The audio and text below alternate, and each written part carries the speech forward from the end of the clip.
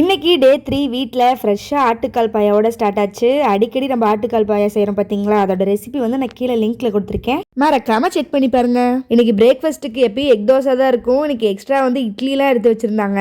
எங்க அம்மா வர ஆட்டுக்கால் சூப்பராக வைக்கிறாங்க. அவங்க அம்மா என் பிள்ளை இவ்வளோ சூப்பராக வைக்கிறாளேன்னு சொல்லிட்டு அவங்களுக்கு ஒரு சந்தோஷம். எல்லாரும் உட்காந்து ஃபேமிலியாக சாப்பிட்டு சாப்பாடு ஜீரணமாகறதுக்கு கூட இல்லை. மதியம் மட்டனுக்கு வந்து தேங்காய் வெங்காயெல்லாம் அரைஞ்சு வச்சிருந்தாங்க.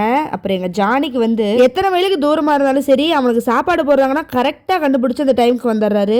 அப்புறம் இவர் இருக்காரே, நம்ம வீடியோ எடுக்கிறோன்னு தெரிஞ்சாலே போதும், அவர் நார்மலாவே பிஹேவ் பண்ண மாட்டாரு. உடனே வந்து ஒரு ஷை லெவலுக்கு போயிருவாரு. இங்க பாருங்க, சாப்பாடு போட்டு எவ்வளவு நேரம் ஆகுது, அவர் வந்து அப்படியே நான் வீடியோ எடுக்கிறேன் பாக்குறான், அங்க பாக்குறான் இங்க பாக்குறான். ஐயோ விடுவாளான்னு பார்த்தான், கடைசி வரை இவ போக மாட்டாளாட்டுக்கு அப்படின்ட்டு ஒரு வேலையை சாப்பிட ஆரம்பிச்சிட்டாரு. அப்பயும் பார்த்துக்கிட்டே இருந்தான். இவளோட ஒரே அலுமா போச்சுன்னு இங்க பாருங்க, வீட்டுக்கு வெளியவே எடுத்துட்டு போய் சாப்பிட்டுட்டு இருக்கான். இங்க அம்மா வந்து மருதாணி பொறிச்சிட்டு இருக்காங்க. வீட்டுக்கு வரப்பெல்லாம் மருதாணி வைக்காம போக மாட்டேன். நீங்களும் இந்த மாதிரி மருதாணி லவரா இருந்தா கமெண்ட்ல கிரீன் ஹார்ட் கொடுங்க. இந்த ஜார்ல மருதாணி அரைச்சு ரிப்பேர் ஆகி கடைசி அதை மருதாணிக்காகவே ஒதுக்கிட்டாங்க. இங்க பாருங்க, மருதாணி வச்சாச்சு. அப்படியே ஒரு டிரான்ஸ்மிஷனை போட்டு இங்க பாருங்க, எல்லாரும் ரெடி ஆயிட்டோம். எங்க போறோம்? எல்லாரும் கெடா வீட்டுக்கு போறோம். என்னமா சொல்ற? அப்புறம் எதுக்காகமா சமைச்சிங்க மட்டன் அப்படின்னா, அது கெடா வீட்டுக்கு போயிட்டு சாப்பிட்டு வந்ததுக்கு அப்புறம் சாப்பிடறதுக்கு.